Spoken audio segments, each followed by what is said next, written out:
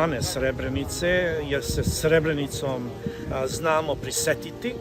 U ovim mutnim i čudnim vremenima treba često posetiti ljude da trebaju trezveno razmišljati i analizirati stvari i delovati tamo gde živu i dati sebe u društvu i mnogo šire.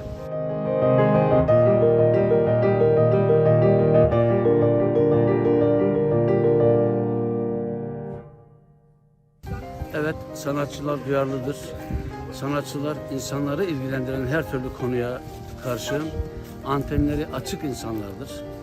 Özellikle insan yaşam biçimiyle ilgili her tür sorgulamayı yapan insanlar o sanatçılar.